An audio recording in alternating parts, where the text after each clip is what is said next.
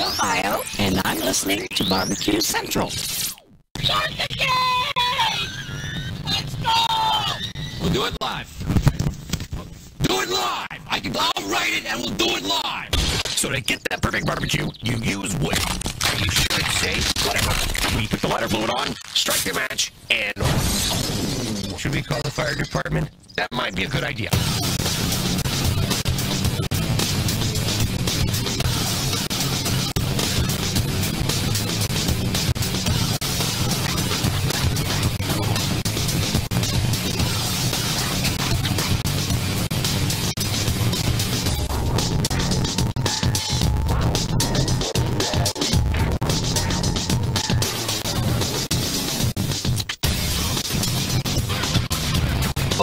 Good evening and welcome to the Really Big BBQ Central Show.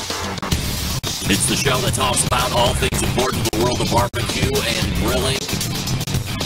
And we do broadcast live and direct from the Rock and Roll Hall of Fame city of Cleveland, Ohio.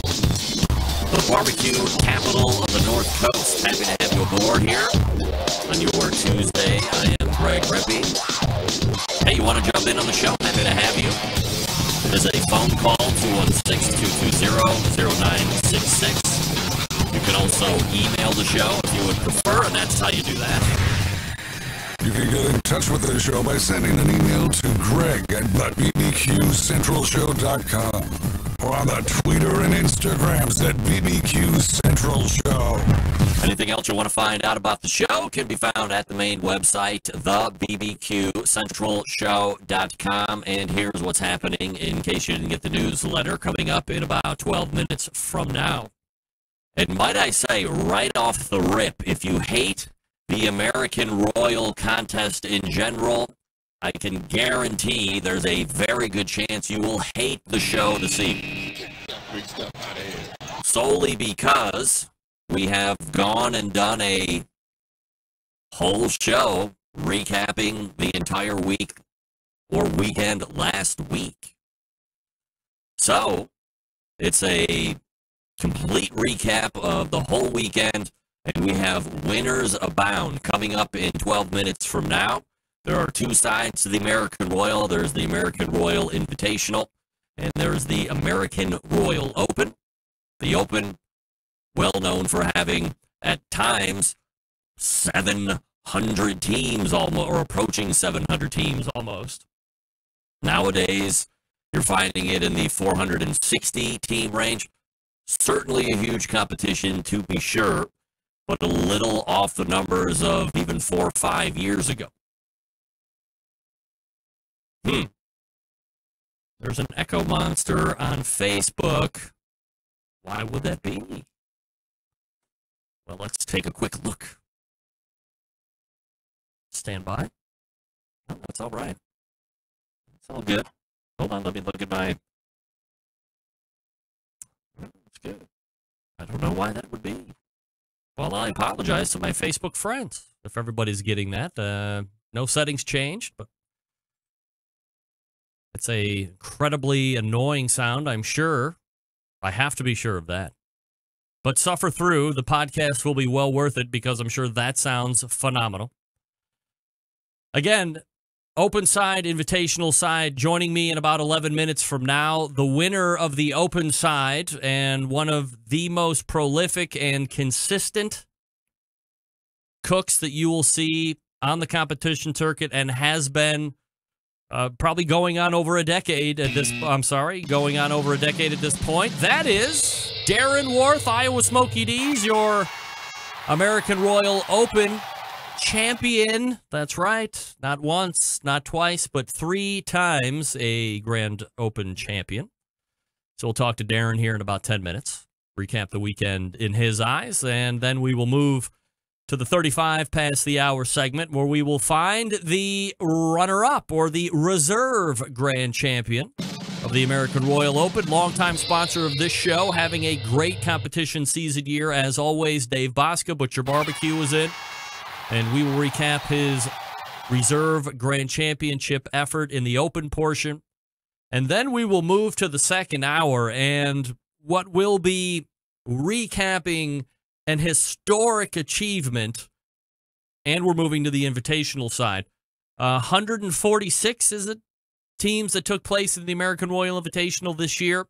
This team took it all the way back, and by I say took it, I mean the crown, the robe, and the trophy, and cash, all the way back to Denver? No. Get that big stuff out of here. Kansas? No. Get that big stuff out of here. Tennessee? No. Get that big stuff out of here. England? Yeah. Your 2018 American Royal Invitational Grand Champion is located in not Andrew, you are not the father. any of the traditional barbecue meccas, not even in this country. England takes it, and Ed Gash from Bunch of Swines will be joining me, dare I say, live from England. Live from England. Ed Gash, Emma Gash's teammate and wife, I'm hoping is going to be sleeping. I'm hoping 50% of the Gashes will be sleeping. That is an incredible ask. That is incredible knuckle up for Bunch of Swines to come on and do the show live. I felt really bad asking because I know the time difference. Offered up a podcast that we could just dump in during the course of the week, and Ed said, no, I'm a big fan, want to do it live. I get the time change, no problem. I'll make it work for the live show, and we will have it at 14 past the second hour, and we will hold over 35 past.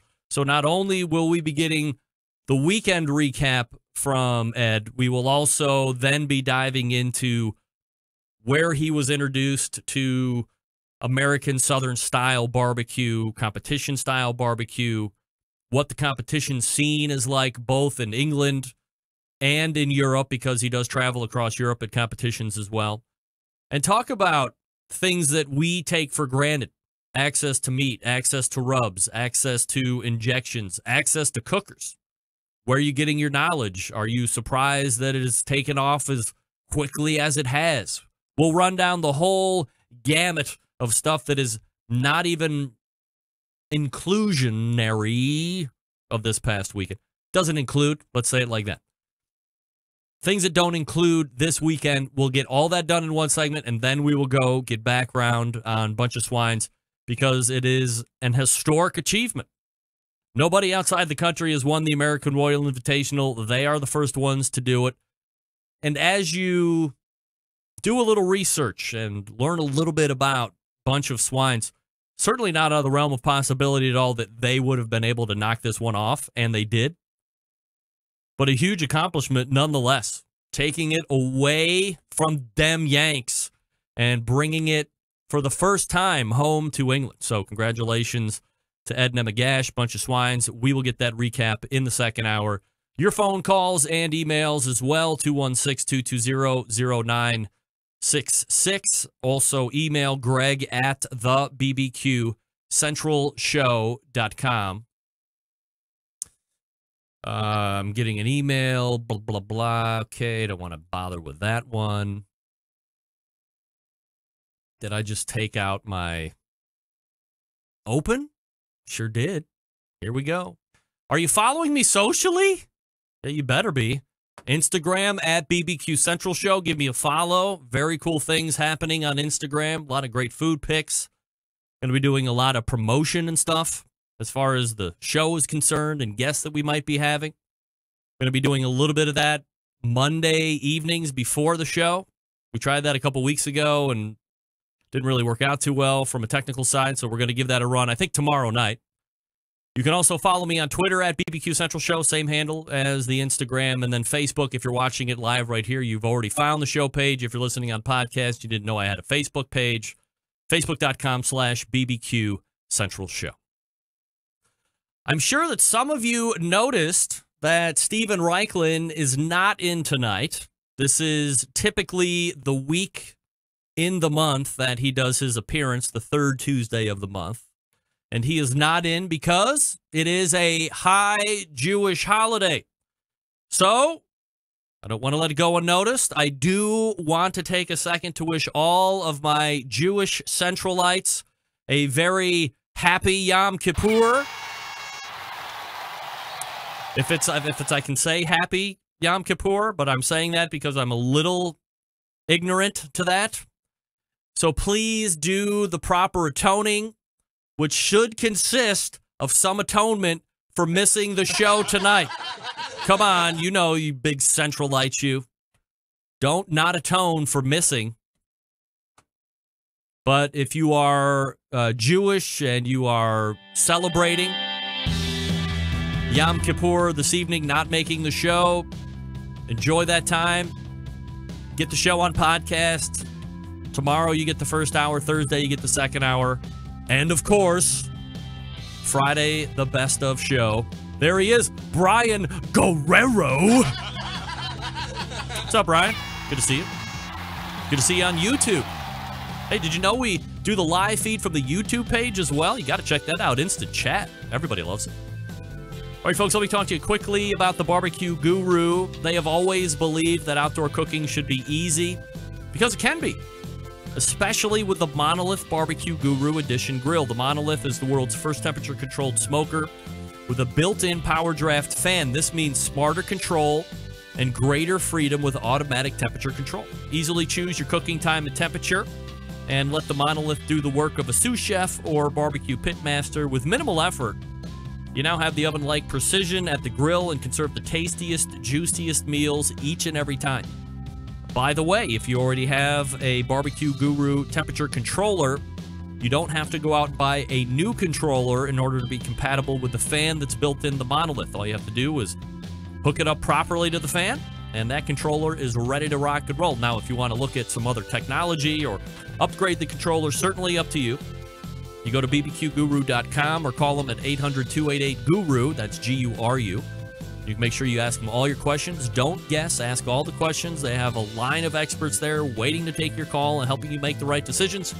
And then once it shows up, you're ready to rock and roll right outside the box. A whole bunch of other really cool products there, aside from the stuff I talk about each and every week, so be sure to check it out. bbqguru.com. That's bbqguru.com, or call 800-288-GURU. That's 800-288-GURU.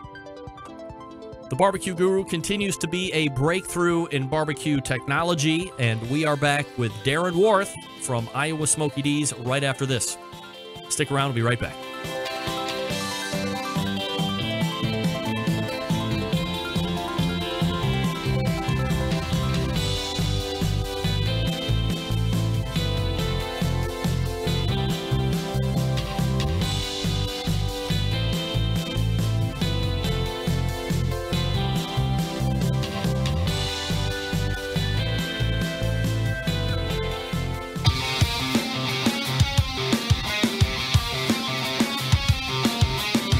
Broadcasting live from the Barbecue Central Show studios in Cleveland, Ohio.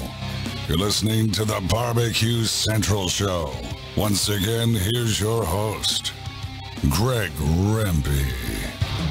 This portion of the show being brought to you by Butcher Barbecue, makers of award-winning injections, marinades, rubs, and seasonings, barbecue sauce, and grilling oils. All of Butcher Barbecue products have been tested on the competition circuit as recently as this past weekend, getting reserve grand championship honors in the Open and backyards worldwide.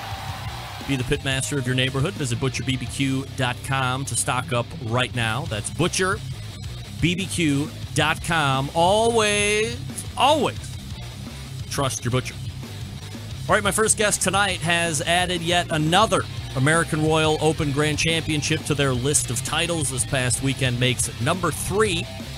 Here to recap the weekend and their season so far, heading back to the hotline, we welcome friend of the show and pitmaster of Iowa's Smoky D's, Darren Worth. Darren, how are you, buddy? I'm good, Greg. How are you?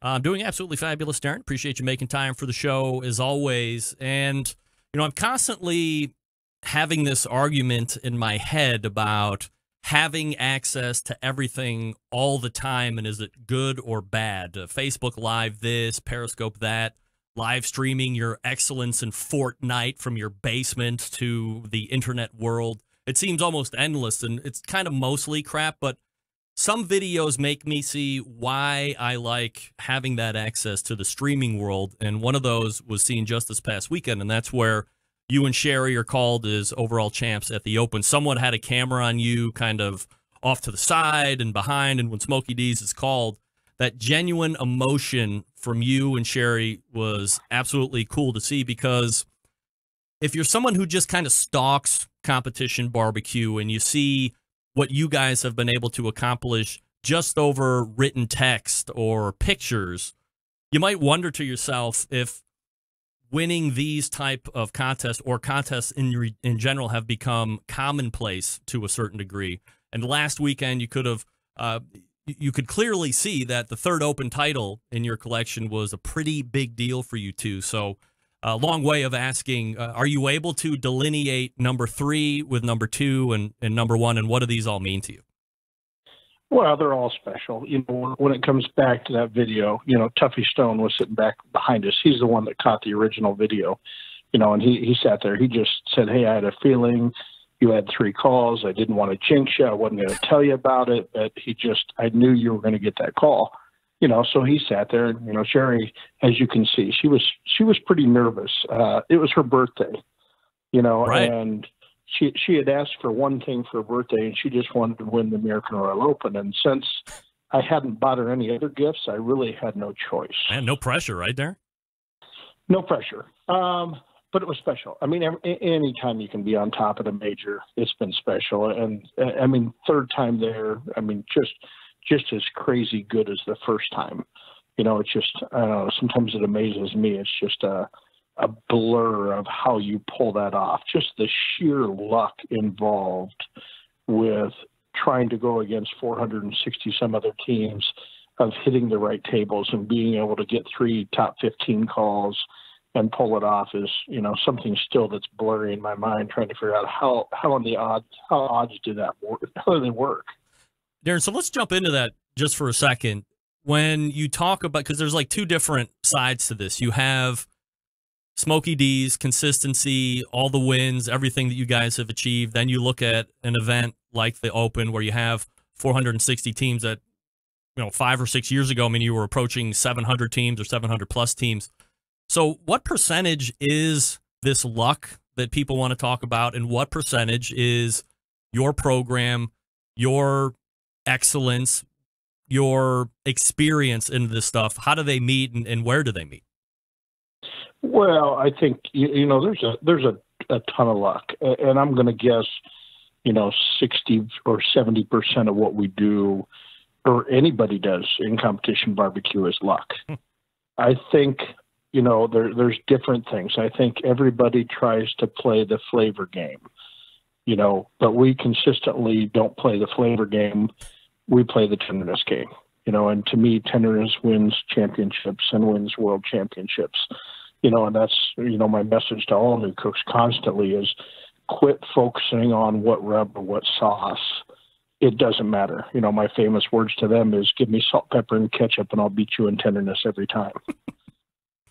Well, I remember you saying that maybe even 2 years ago when we were talking about how stale flavor profile seemed to have come from, or that buzzword flavor profile started really getting slung around, and you had said, hey, focus on that all you want, and I'm just going to go ahead and beat you because I understand first it's a tenderness game, and then worry about the flavors. Is that something that you think people are picking up finally, or do you still think people are caught up in the flavor? Oh no, I think there's a lot of it. But then the other thing becomes the confidence factor, and going into any contest or a big contest like this, I got in the truck on the way down. We were headed down to Kansas City on Wednesday, and I looked over to Sherry and I said, I'm not sure what it is about the American Royal, but my confidence level goes up 10 times over a normal contest. And I'm constantly telling people that's another Darretism they say is, you can't win if you don't think you can win. And I think that really leads through to the food that you turn in, So if you're confident in your food, and then you're not going to second guess yourself. You're going to make the right decision, even down to as simple as at the Open, and we've struggled a little bit on pork. It's been kind of up and down this year, and we're tearing apart the pork butt. We're tearing apart the pork butts. And, normally we're going to go after some of that bacon underneath the fat and turn in some money muscle. And Sherry says, there just wasn't much bacon. She goes, we got to turn this in. We got to turn it in. And I said, it's a little overdone. I said, we're going to take a different approach. We're going to do a different presentation. We're going to take a different approach because I'm only going to put the greatest thing out of these pork butts in this box, and it paid off for us. We were able to, that kind of saved the day for us a little bit was the 15th place pork call. And it was great pork. I think, I don't know, I didn't taste it, but it was exactly the tenderness I wanted the pieces we turned in. Now, if it would have, a normal thing said, oh, you got to turn in bacon. So we would have grabbed the bacon, and I'm guessing I would have been 150th in pork or 200th in pork. So, it's just those type of decisions and having the confidence to change your way of thinking and get the best stuff in the box every time. That's what wins championships. Is it safe to say that, like, the best three American Royal Open cooks in recent memory would be you guys, maybe a Chris Marks and a Mike Davis? I mean, all you guys have won multiple times, either on the Open or the Invitational side. Yeah, I think those are the three that, over time, I was talking to Chris. I think he's won it 4 times. Yep. We were talking about this past weekend, and I reminded him that was back when there was 100 teams. But we kind of joked about that a little bit. But a funny side story with that, Chris.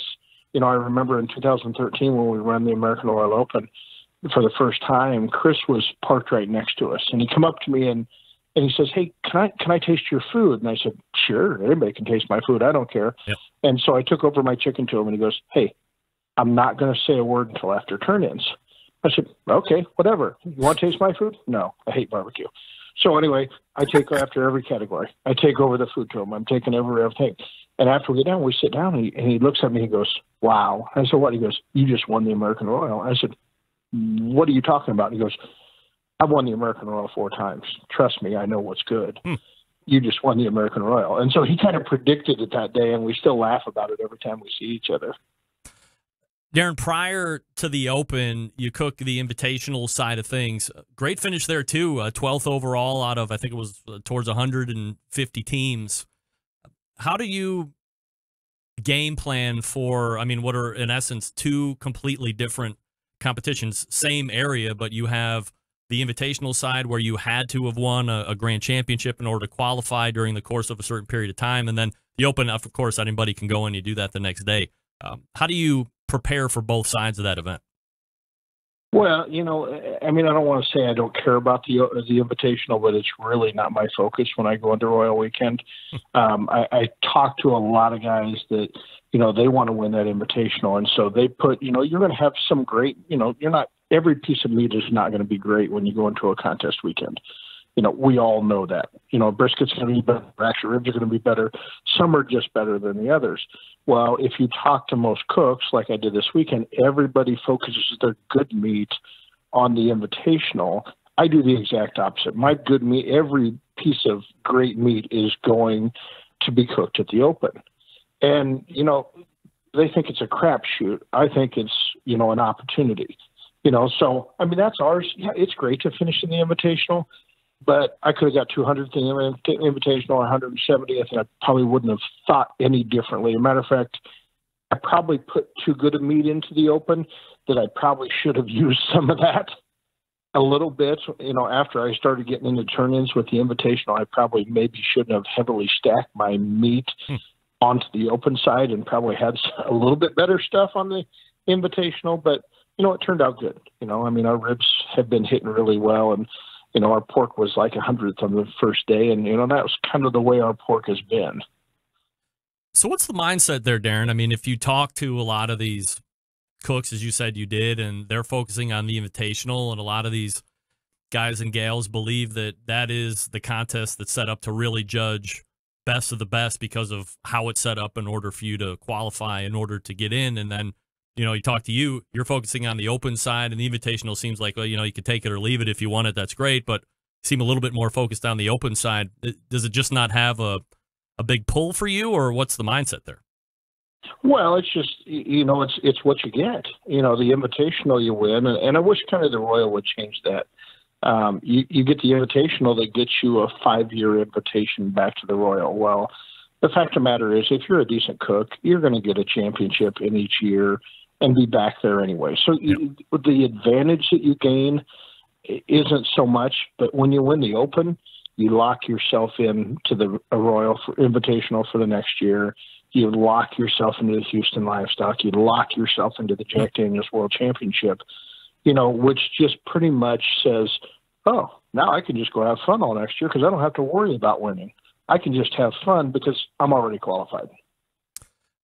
Each year, aside from these contests, Darren, there is an induction ceremony for Barbecue Hall of Fame.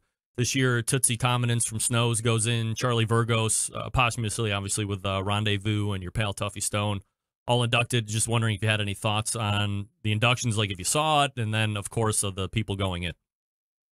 I did. Great people. I had a chance to spend a little time with the Virgo family and Tuffy. Actually, a couple of days before a little ceremony that we had with Smithfield, and just got to know those people really well. And I mean, there's no more 3 deserving people in the world to be in that Hall of Fame, especially Tuffy. Tuffy's a near and dear friend of mine. He's just put it all together. He is the nicest guy on the barbecue circuit, and he's just done so much in the sport, whether it's teaching, whether it's, just everything. His role is kind of the Smithfield, the national pitmaster, and everything he's done there. Just an all-around great guy. Tootsie, I've never had Snows barbecue, but I mean, it's just got to be great. And you said you don't like eating barbecue, right? I'm not a big barbecue guy. Unless, if I go to Texas, I like it, or if I'm in Phoenix and I get a chance to go to Little Miss, I'm all over it. But competition barbecue, no. As a matter of fact, I was cryovacking all my leftovers from my brother-in-law tonight, and I was just, the employees were like, "Do you eat that?" I'm like, "Are you kidding me? I can't even taste it." So regular barbecue you're okay for, but the competition stuff's a little too over the top. Little too over the top. Little too. I'm not really a sauce guy, and I'm not an injection guy. It's just, I don't know. It's just different. People at the restaurant, we want to taste competition barbecue, and I'm going, trust me, you really don't. Darren Worth from Iowa Smoky D's joining me here on the show, recapping this past weekend. Darren, are you and Sherry big nostalgia people? Do you find yourselves talking about those big wins in normal day-to-day conversation, or are you guys more always looking ahead to the next challenge? Yeah, no, we don't talk much about it. I mean, we like to talk about it if people want to talk about it, but we're not, we're really not. We don't do a very good job of bragging. We haven't. There's some people out in the the barbecue world that do a great job of bragging. But, we're not that.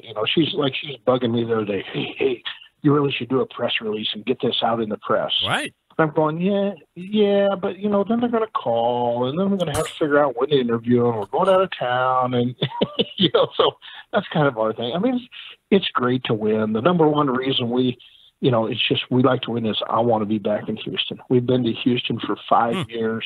It's one of those contests you just don't want to miss. And, we won it 2 years ago. Yep. And it's just getting the chance to go back and cook in Texas and be part of that whole excitement. It's crazy good. And that's, I just talked to Harry Miller on the board there tonight, called up. He says, "What in the world are you doing?" And I said, "I don't know. I just like to be on Champions Corner in Houston."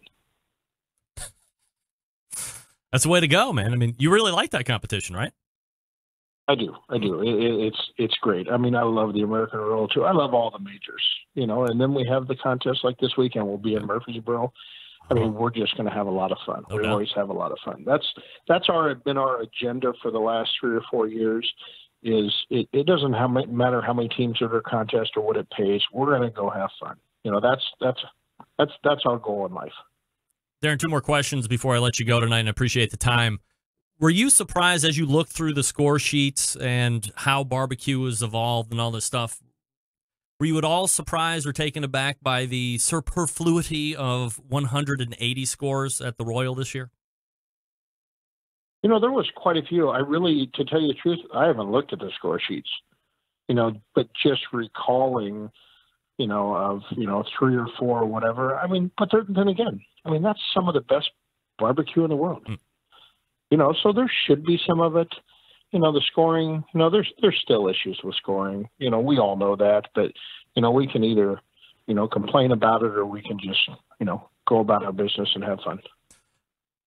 I had mentioned Barbecue Hall of Fame a few minutes ago, Darren, and you had said Tuffy, certainly none more deserving than him to get in, but you know, as much as you probably don't want to answer this question, your name is always brought up, or Smokey D's name always brought up right in that same sentence with a Tuffy Stone as far as getting into the Barbecue Hall of Fame. Is that something that you look forward to, that you are anticipating or anything like that? Or if it happens, it happens. If not, you would be okay from a career standpoint without getting it? Yeah, I mean, it doesn't. It's not something I look at. I mean, people talk about that a lot. There is, there is a lot of people who deserve to be. First, I tell them, I'm not old enough to be in the Hall of Fame. What are you kidding me? I'm just 51 years old. You know, you got to become a legend. You know, to me, I think there's, you know, when I come to the Barbecue Hall of Fame, there's the not forgotten people, but there's the hidden people. I'll take Dave Stamper. He'd be my number 1 pick for the Barbecue Hall of Fame. And people would go, who's Dave Stamper? Dave Stamper, a cook in Indiana, has taught more people barbecue without ever charging them a cent than I can ever imagine. He's been a mentor for many, many, many years and just loves to cook.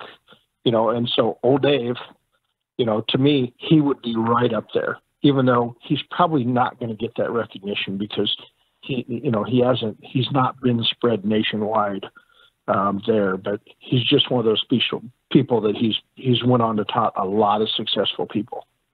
And it's Murfreesboro this weekend, correct?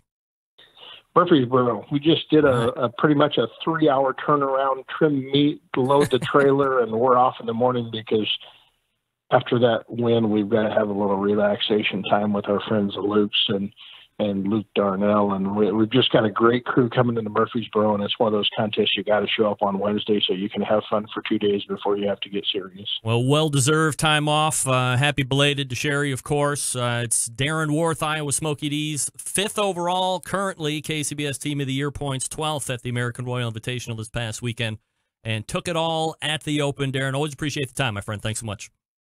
Okay, thanks, Rick. You got it. There he is, Darren Worth. From Iowa's Smokey D's, that's right. All guests appear via the Traeger Grills hotline. Yummy. My man is turning it around, like a 2-day turnaround. We're going to the next competition. Give me Mike and Amy Mills. Let me go try and win that one. How about that? That's typically, or has long been a MBN and a KCBS double. So you're turning in your KCBS meet, and then if you're doing both sides of it, then you're going ahead and doing your MBN turn in, back to back to back to back to back. It's a tough one if you're doing it both. I don't think there's a huge percentage of teams that actually do both sides of that. So I probably should ask Darren if he was going to be doing both sides. I would potentially I don't know. I mean, he's a competitor now, so I could see him doing both ends for sure. So good luck to Darren and Sherry Worth from Iowa Smokey D's, your 2018 American Royal Open champs. The Reserve Grand Champ coming up out of the break. I'm going to talk to you quickly about Cook Shack. They manufacture smoker ovens for barbecue lovers with any amount of experience, whether you barbecue in the backyard, on the competition circuit, or in a 5-star dining facility. Cook Shack has the unit that will do the job, and with a full line of barbecue sauces, spices, pellets, and wood chunks, it's the perfect one-stop shop. Cook Shack strives to be your barbecue resource center. by offering cooking classes, online recipes, how-to videos, 2 blogs, Smoke and Grilling 101s, and a video cooking classroom. Check out their website at cookshack.com or follow them on Instagram, Facebook, YouTube, Twitter, Pinterest, and Google+. Get advice and share your passion for barbecue on their world-class barbecue forum. They have one of those. I used to have one of those. Sold it. Cook Shack pellet-fired smokers are the choice of champions because they were designed by a champion, Ed Fast Eddie Morin. The FEC 100, PG 1000, always customer favorites. The PG 1000 can actually double as a smoker and a grill. Low and slow, hot and fast. The pellet grill line gives you the most for your money. Cook Shack residential electric smokers are the #1 smoker in the industry. High quality means high durability and versatility. Anything you can cook in your oven, you can make in a Cook Shack. Passion, dedication drives Cook Shack's manufacturing, with quality always being at the forefront. Get the best in barbecue since 1962. Call 800-423-0698. That's 800-423-0698. Or visit the website, cookshack.com. That's cookshack.com. My next guest cooks on a pair of Cook Shacks, FECs to be exact. Dave Bosca coming up out of the break. Stick around. Be right back.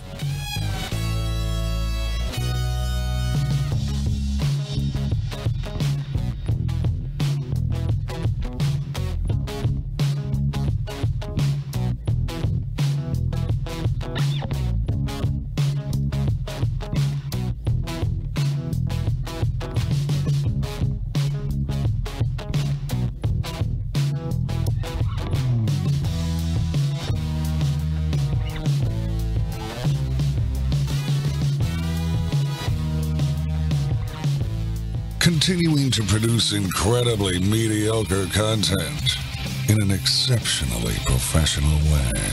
You're listening and watching the Barbecue Central Show.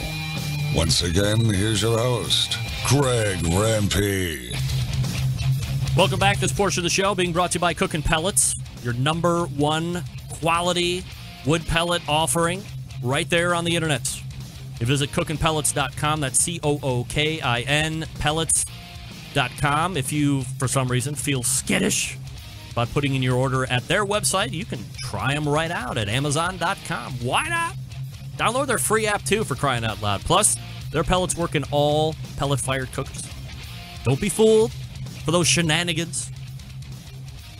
Keeping with the American Royal motif of the show this evening, I am now joined by longtime sponsor and someone who has just earned the Reserve Grand Championship distinction this past weekend at the American Royal Open. We race to the Traeger Grills hotline and welcome back friend of the show, Dave Bosca. Dave, how are you, buddy?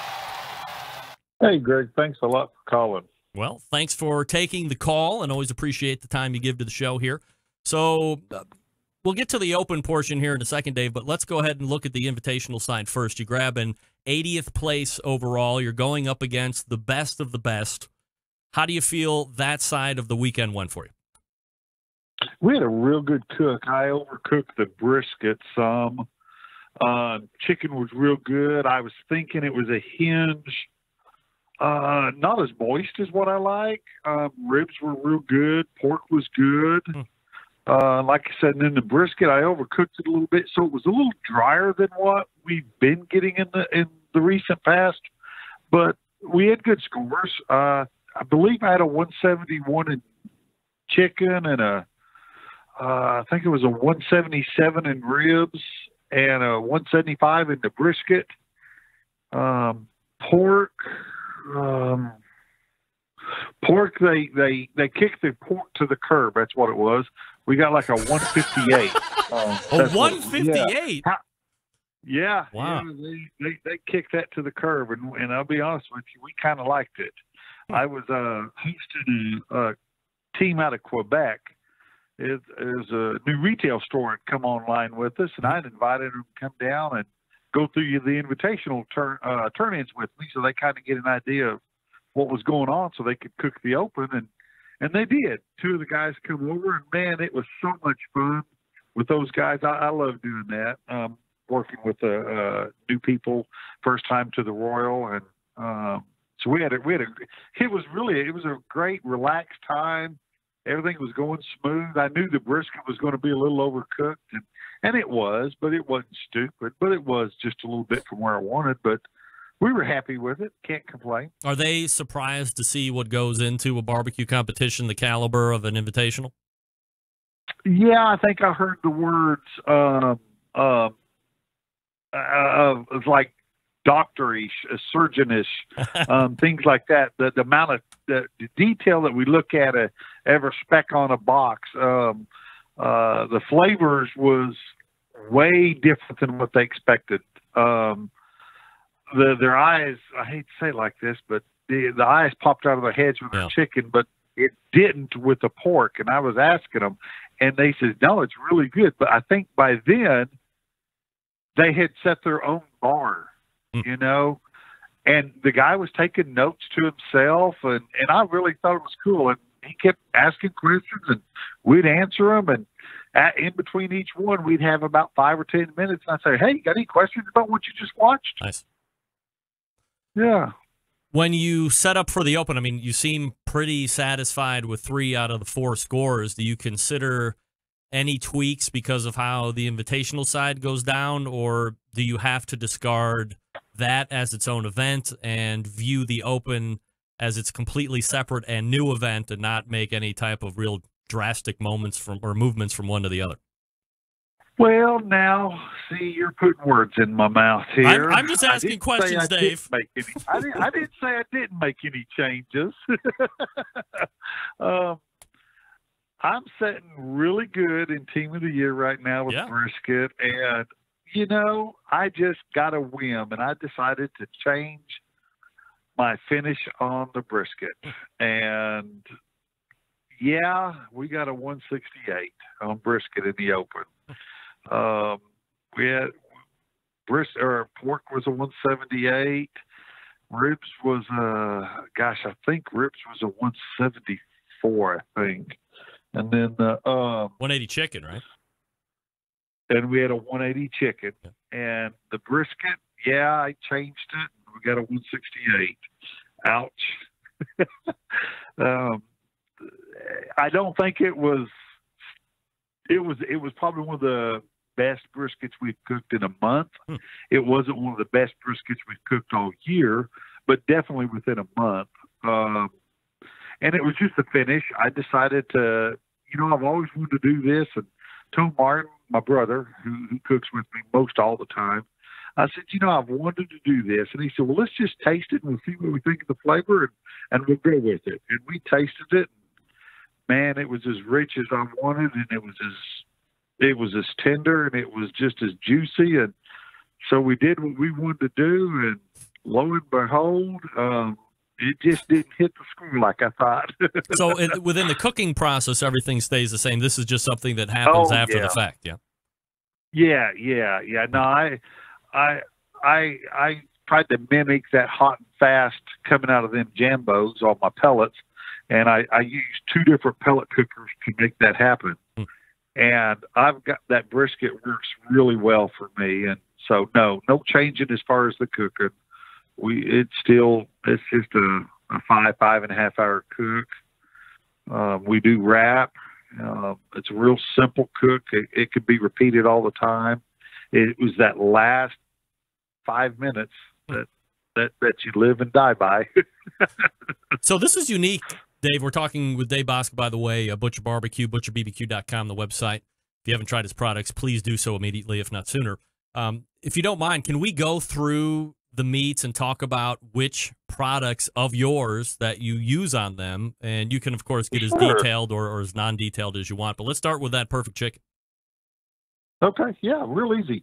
I love our chicken. It's been simple. We have not changed the recipe in probably 4 years. Really? We have added to the exact recipe we had, and that's only because of a couple new items that's come through that we're doing. So I have added that to the process. Mm-hmm. I'm going to tell you, the injection is real simple. I use a rotisserie bird booster chicken injection. I use my honey rub. And now that in the last few years we had it, I've done away with cooking in butter, and I use my chipotle grilling oil whenever I cook it in a pan. And then to finish it, I've been using our sweet chipotle just to kind of give it a little bite, but I don't want it hot. And then this weekend, specifically the Open, I added some grilling addiction in my mix. I've cooked with it here at the house, out there on the Weber. I love the grilling addiction on just about anything, and we cook a lot of chicken breast here, and I've been putting it on that, and I just love it on chicken. So I decided let's try it along with the honey rub, and okay, there's no doubt in my mind it's going to go on there this next weekend too. What about ribs? Ribs are real simple. I mean, those ribs are as solid as they've been. We use a combination of our honey rub, premium rub, and our grilling addiction on the outside of the ribs. And I've started injecting the ribs. I use a 1/4 cup of my open pit and half a cup of my pork injection, and I just use apple juice. And it doesn't take much. One syringe will do a whole slab. There's not much meat there really. I make way too much, but I just don't want to change the formula, so I just leave it like it is. But I do inject with it, or that product, and I inject the ribs, and I let it set. I'm not one that puts rub on the day before. I put rub on my ribs about 2 hours before I cook. Yeah. I just don't like them setting very long. Yeah. So, and the sauce, let's break out your breaking news stuff, because I'm going to break some news here. A Barbecue Central Show exclusive news update. This is Greg Rempe reporting live at the breaking news desk here in Cleveland, Ohio, ready to throw it to Dave Bosk in Chandler, Oklahoma for some breaking news. Greg, the breaking news is we have got 3 new sauces. Ooh, 3? They are Holy 3. Wow. Look at you. Prolific. We have been messing with them since, probably February. Been tweaking them through the first part of the year.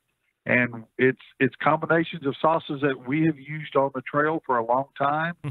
And we've decided to let's market them out. The labels are being printed this week. The POs have been cut. It's going to probably, I'm hoping to go through production within the next 3 weeks, and we'll have them out. Wow. Congratulations. That sounds great. Well, it's pretty great, except for now I got to pay for them. Well, that's always the hard part, right? That's right. That's right. We've got 3 sauces. One of them that we've used is our home style sauce. It's just something that we've always liked. We like it a lot. We use it here at the home. It's a combination of what we've used on our chicken and our ribs. And we've been putting, we've got a sweet chipotle sauce that we've been putting on the ribs also. So those 2 have been on the ribs, and then the home style's been on the chicken. So. What's the third one? It's an apple flavored sauce. Oh. So yeah, it's a sweet sauce. It's got an apple flavor. Is it good apple or is it fake apple? Because I don't want any fake apple. Come on, Dave. We have got apple puree in the sauce mix. Good. It is not a liquid oil that you add to the mix. No, we're using apple puree in the barbecue sauce. All right, let's talk about the pork. What are you using there? Pork, it's the same combination as far as the injection, except for I've always used a white grape juice with a peach nectar in it. I've always done that. It's same basic rub as we put on the ribs. I mean, pork is pork. It still works the same. We use our grilling addiction and our premium rub on the pork. That's just the only 2 we put on it. I don't put the honey rub on it. And our injection. Then when I still use our home style sauce on that. Sorry. It's our home style without the chipotle. It's the same sauce as our rib, just not, I don't put any of the chipotle sauce on the pork. And what about the brisket? Brisket is, man, it's that grilling addiction once again. Strikes another one. Premium rub, and then I've been finishing it with our Longhorn dust. I use our prime injection. And like I said, I didn't sauce it. And I think that's what got me just a little bit. I pulled the sauce out of the mix this week. So grilling addiction is really taking over the world here. The best place for me to gauge where the rub is good at is to let my neighbor taste it. And neighbor Desmond, he has to be your number one grilling addictions fan. He's putting it on anything, everything. If his kids are bad, he puts it in their eyeballs. I mean, he is an absolute fanatic when it comes to grilling addiction. So know that in Cleveland, you have two of your most staunch fans right here living next to each other. Lucky for him that he's living next to me, of course. But nevertheless, his palate is his palate, and he says it's absolutely spectacular. Dave, when we look at the results of this past weekend and the Reserve Grand Championship at the American Royal Open side, where do you reconcile that with everything else that you have been able to accomplish over the career? That's tough to do or to answer, but it's probably in the top 2 or 3 things we've accomplished. There's no doubt. I still got a couple bucket list things. At some point, I want to go cook Memphis in May. And then the other is definitely I want to win the American Royal one time. I think everybody wants to. That's why we go. But I feel like I won. It just so happens we cooked a good cook, and it just happens to be the same weekend that Darren Worth cooks. And just, he's going to win it. Let's be real. The man is a man. He's a beast. And if you're cooking in the field with him, we're cooking for second place, and we just got to remember that. But yeah, things like that. I was honored a few years back to be in the Oklahoma Hall of Fame. I was struck. I just couldn't believe that. I went in with some guys that I call Hall of Famers. The Danny Head, Paul Shoddy, Donnie Teal, Bart Clark, Joe Davidson, all those guys. They were the guys I was looking up to when I started cooking, and they were cooking and rocking and rolling. So, man, I was honored at that point, and that's a highlight for me to be in something like that. The World Food Championships is really cool. Yep. It was great cooking right there in front of Caesar's Palace. There's no doubt. But man, I guess every time there's a new one, it always feels fresher. I just feel the whole weekend was just really at ease. So maybe that's why it felt so good. I got home and we turned right around and got started. I got another contest this weekend we got to get to. Where are you going to be at again this weekend? Ponca City, Oklahoma. Ooh, all right. Home of show sponsor Cook Shack. How about that? Look at you. And the guy that cooks on Cook Shack, by the way. Yeah. So if you are interested, head on over to the website, butcherbbq.com. Be on the lookout for the new products. Are you going to be sending out like news releases and making social media posts when the sauces actually come in stock and are ready to sell? Yes, absolutely. All right, so we'll make sure that you stay up to speed here, courtesy of the show and some of my social media postings as well. In the meantime, we're talking with Dave Bosca, pitmaster of Butcher BBQ, and he is your 2018 Reserve Grand Champion at the American Royal Open. Dave, always appreciate the time and support of the show, my friend. Thank you, Greg. Appreciate the invite to talk on the show. Absolutely. This is Dave Bosca we're talking about. Are you kidding me? I'm not going to not ask him to get in. All guests appear via the Traeger Grills hotline. 3 new sauces. Yeah, man. Some guys like to just go ahead and release, a product here or there. Not Dave. He's like, you know what? Screw it. 3 sauces for the masses. I like it. Very excited about that. I'll be the judge of that applesauce, Dave. Hey, Green Mountain Grills had a phenomenal weekend. Good calls, a lot of teams representing, so happy to see them out and about there in Kansas City. 3 different models to choose from if you are somebody who really appreciates the portability and convenience without sacrificing a lot of capacity. You're going to want to look at that Davy Crockett model, especially if you like camping. We are in the midst of tailgating season, whether it's college football or professional football, doesn't matter. And if you don't have access to a traditional outlet, you can use the 12-volt converter right in your van, truck, and SUV. Doesn't matter.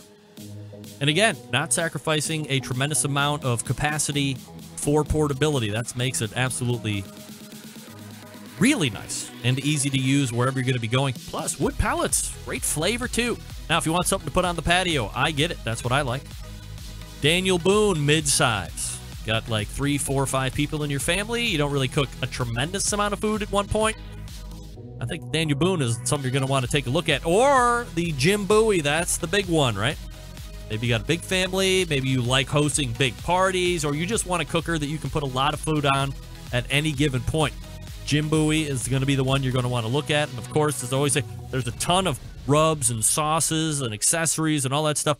But when we talk about accessories, as you are a new purchaser, or maybe you've just bought a Green Mountain Grill and you didn't know about the pizza oven, $130 or less, I think, on Amazon or at your Green Mountain Grill dealer near you, plunk down this money. Whether you just bought it, go back and get it, or if you are buying now, make sure you include it in the purchase. You rip the guts out of the cooker, the Jim Bowie or the Daniel Boone, and then you drop the pizza oven insert in there. And now it's pizza party time. High heat pizza oven. Basically, whatever the cooker's at, you can double that temperature, and that's where you're going to be inside the pizza. 350 degrees on the cooker, 700 in the pizza. Easy stuff. Thin crust Neapolitan pies. Done in 2 minutes, 3 minutes, depending on where you're cooking at. So much fun. All the options. It's great. It's fun, and it's brought to you by Green Mountain Grill. GreenMountainGrills.com. Looking to get Jason Baker on the show again here, hopefully sooner than later. What's up, Jay? You're listening and watching the Barbecue Central show, and we will wrap the first hour when we come back. Stick around.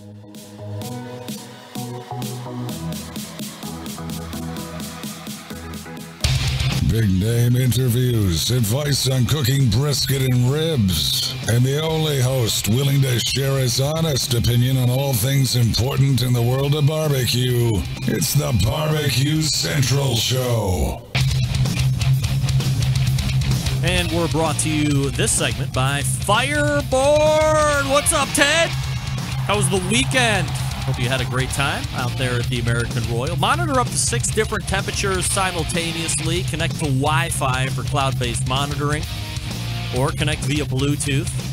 And if you have Alexa or the Google Assistant in your home, you're lucky because Fireboard fully integrated with both.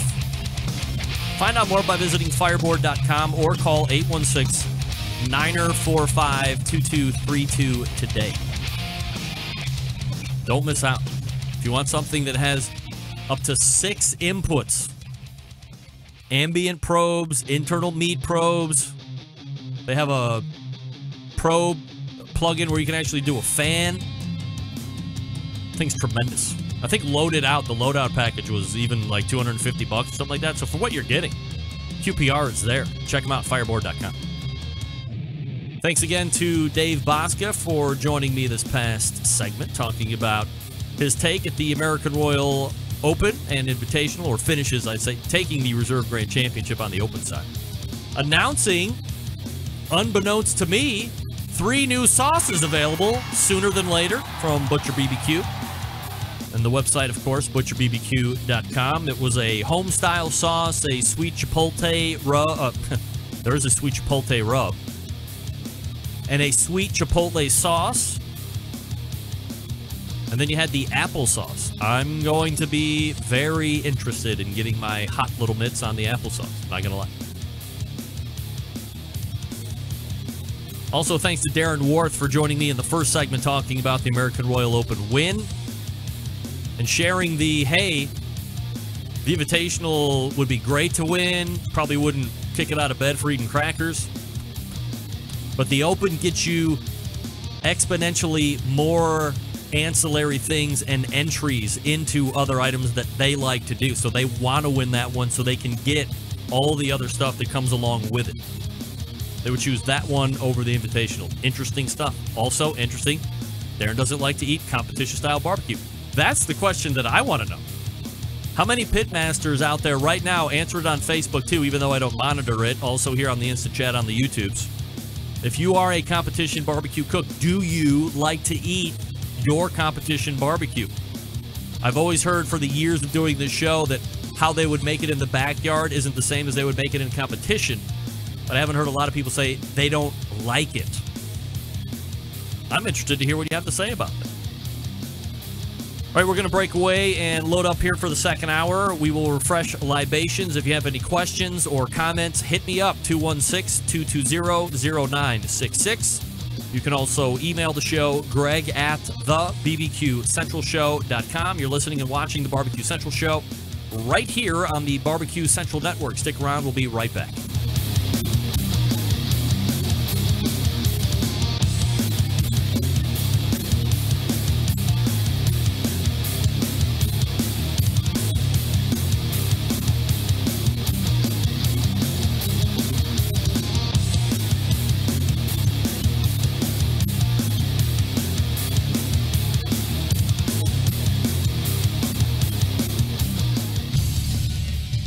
This is Scott Greenya from Fairfax, Vermont, also known as Scotty BQ, and you're listening to the Barbecue Central Show.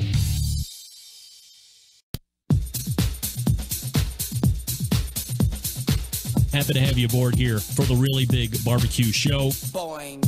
We cook because we have to, and we grill because we want to. Hit me! Fine, how's it going? You have a great show. I'm a big fan. Boing. So what seems to be the problem here? This man looks like he's dead, and he's in the crackle. Charbono! It's all about the charbono, dude. Succulent fish. What? He ate feces or wiener. Oh, listen, Lavernius, shut your face. I'm shaking like a dog shit peach seeds. We have top men working on it right now. Top men.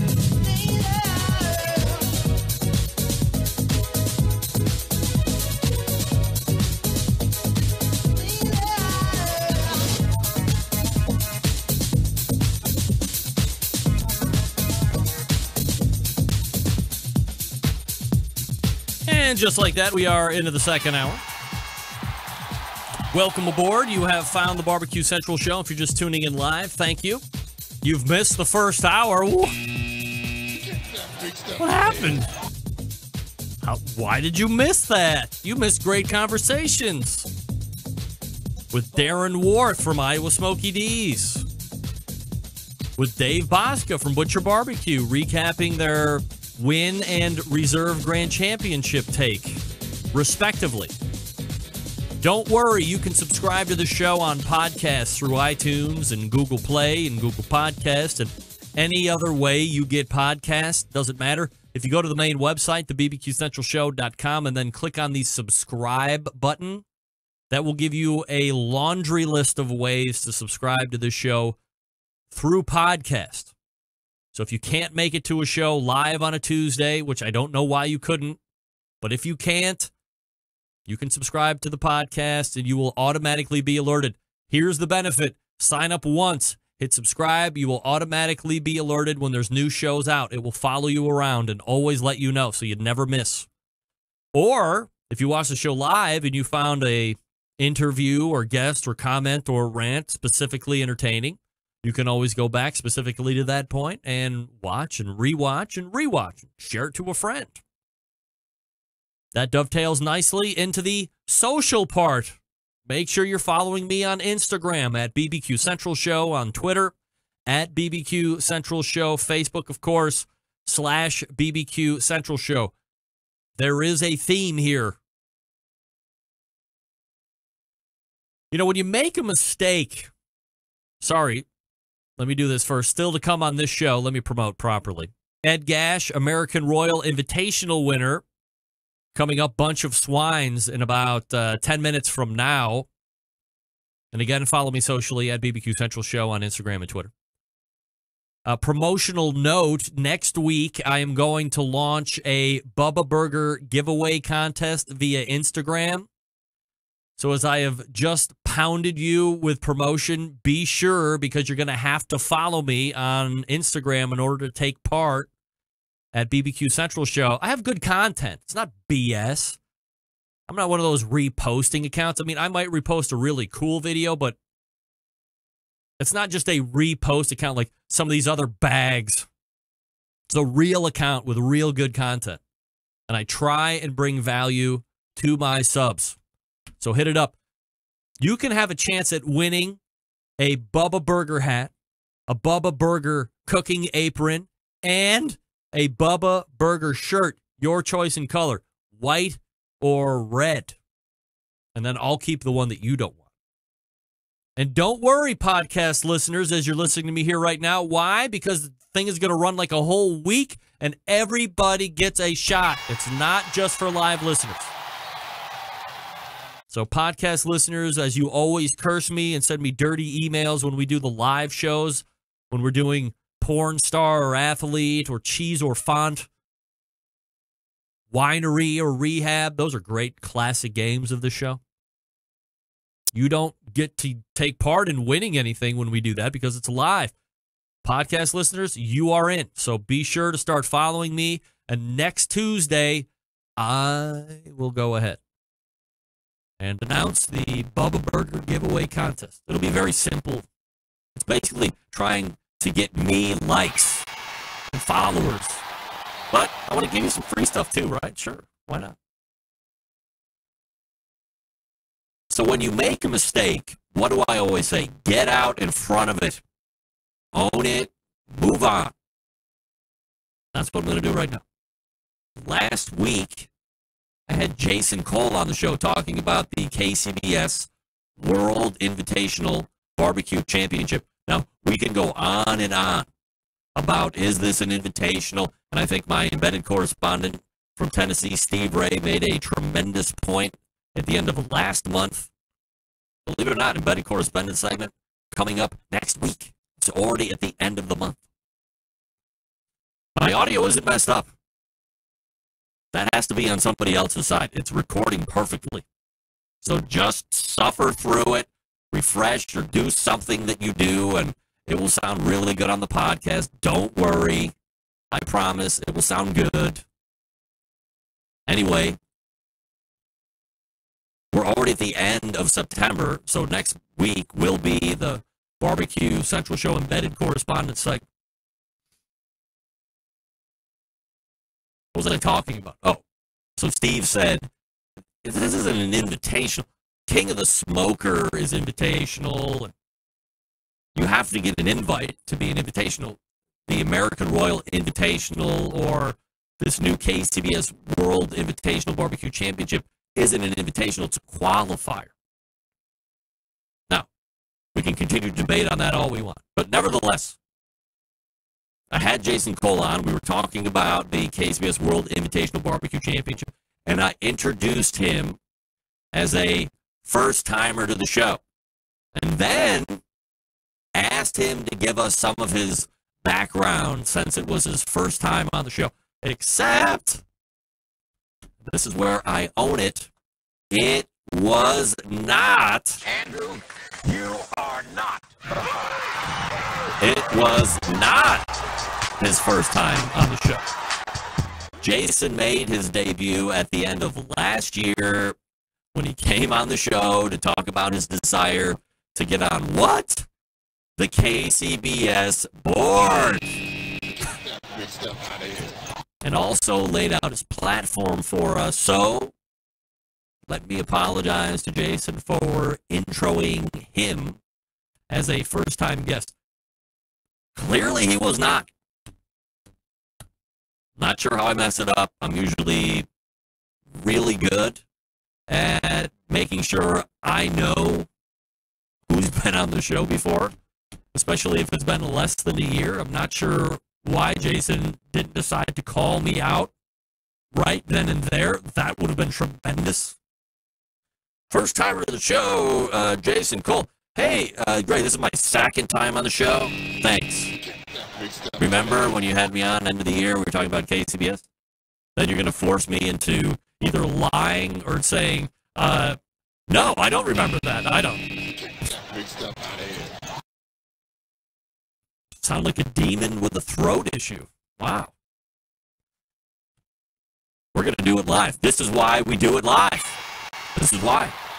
People that are in the podcast right now have no idea what's going on because their recording is pristine. You know what? I think I just might cancel the live show and go all podcasts from now on. That's what I think. That's what I think. So anyway, Jason, apologize. I know I sent you a couple emails apologizing as well. Didn't hear back, so I don't know if I've offended you. Certainly not my intention. But, you know, for being honest, I didn't get any emails back from Jason after I got him elected to the KCBS Board of Directors. Maybe we're even. I don't know. I don't know if you saw this in the news. In the headline from TheGuardian.com, miraculous. Missouri boy survives after falling headfirst onto a meat skewer.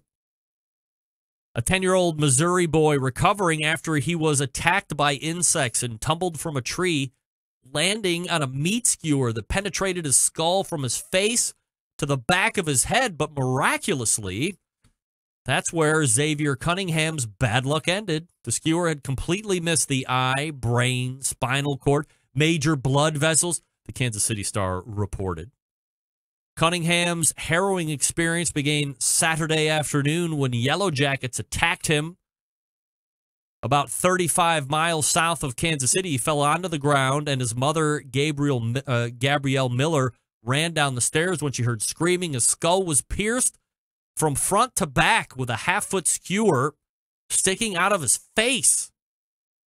Miller tried to reassure her son, who told her, "I'm dying, Mom," as they rushed to the hospital. He eventually was transferred to the University of Kansas, where endovascular neurosurgery director Koji Ebersol evaluated the wound and said you couldn't draw it up any better. It was a 1 in a million for it to pass through 6 inches, the front to back, without hitting any of the major arteries, blood vessels, or organs. I've not seen anything passed to that depth in a situation that was survivable, let alone one where we think the recovery will be near, if not totally complete. Congratulations! You've stabbed yourself inadvertently in the face with a meat skewer and come out on the other side basically unscathed. Wow. That's tremendous. American Royal Invitational winner Ed Gash coming up out of the break. I want to talk to you quickly about Traeger grills. Behind every great meal is a great grill, but not just any grill. A Traeger grill. And the Timberline is Traeger's most advanced grill yet. It allows you to grill, smoke, bake, roast, braise, and barbecue like a pro no matter what your level, thanks to the incredible wood-fired taste. Seriously, you don't know flavor till you're cooking with it. Traeger grills use all-natural hardwood pellets as fuel, so you're literally cooking with flavor. From low and slow smoked ribs to a seared steak, even a baked apple pie, Traeger's can handle it all. And the Traeger Timberline makes it even easier thanks to the Wi-Fi capability. You can check your cooks, kick up temperatures, and set custom cook cycles anytime, anywhere, all right from your phone on the Traeger Grill app. In fact, I need to go check out my brisket right now. Just kidding. Find one at your local Traeger dealer or check them out on the interwebs at TraegerGrills.com. Want to beef up that barbecue game of yours? A little lackluster, is it? Try your Traeger Shop Class.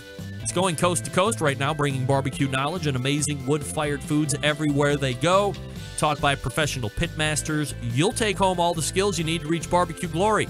Find a shop class near you and sign up today, TraegerGrills.com/shopclass. That's TraegerGrills.com/shopclass. Also, congratulations to all the great folks over at Traeger Grills for a great, wonderful, beautiful cooker and performance at the American One. All right, let me dial up Ed Gash, and I will see you on the other side. You're listening and watching the Barbecue Central Show right here on the Barbecue Central Network. Stick around. We'll be right back.